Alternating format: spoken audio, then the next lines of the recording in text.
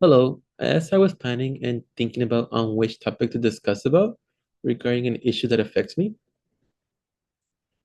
hopefully by the end of this video, it does prove on how this is an issue that does affect us. And the topic I came to conclusion actually relates to the current political climate going on right now, and it relates to voting. Now, the point of this video is to not influence or encourage which political party to vote for, if one is better than the other. By the end of the day, whichever political party you do vote for, that is your given right. The question I do want to ask though is if do you vote? Now I am briefly going to mention some numbers and the numbers are going to speak for themselves. The US has a current population of 334 million people, and of that population that can vote, 72% is actually only eligible to vote. Now that roughly relates to around 240 million people. Now of that population, only around 40 to 50% only does vote. Now, this does prove on how this is an issue going on right now. Before I start mentioning more about the issue, I'm going to briefly mention some history regarding on voting. For example, in 1870, the 15th Amendment passed, which prohibited denying voting rights based on race and color. Another one was in 1920, is on how it granted women the right to vote.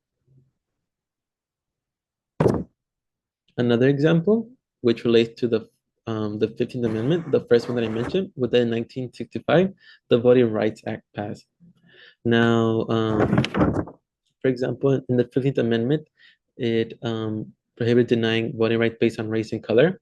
There was still limitations regarding towards that, to where there was like taxing going on and like literacy tests to discourage colored people or even white poor people. And the last one I'm going to mention is the 26th Amendment, which lowered the limit from 21 years old to 18 years old. Now, despite all these achievements and many more, why is still only 40 to 50% of the population that is eligible of the 72 is only voting? Now, back then there had been previous attempts to where they try to encourage people to vote more. For example, back then there would be like week-long festivals where they would give free food or even free alcohol. I can say a recent example right now is a famous person and how he was given $1 million every day just to encourage to vote for one specific party. Also, the US, where they allow early voting, but still, the result of these attempts allows smaller voter turnout than expected. Now, the reason why I am bringing up this issue is because when I vote or when we vote, we also representing and voting for also the population that is not eligible to vote for. For example, undocumented immigrants. Now in the US, there is around 44 million living in the US, and this accounts green cards or temporary visas. And the thing is that any local or statewide or even country like officials that are being like elected or chosen, it affects them also. For example, they pay taxes just like any other citizen and they live in the country. Yet undocumented immigrants pay in Social Security 25 billion and Medicare 6 billion.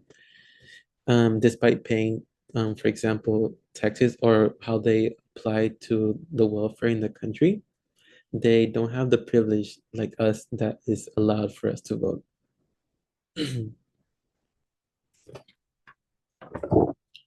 For an example, I can speak for myself. I don't know about you, is that I don't know many of our local elective officials and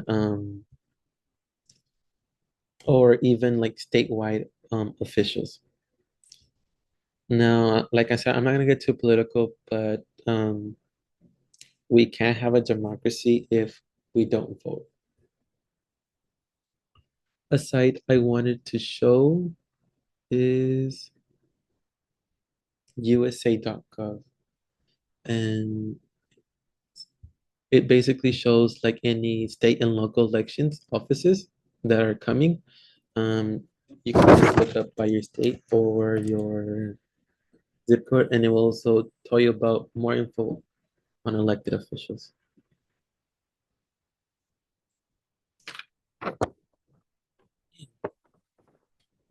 Us humans, we are very complex species, and that means that we don't choose to do things or do things for one specific reason. So that's why I ask you, do you vote?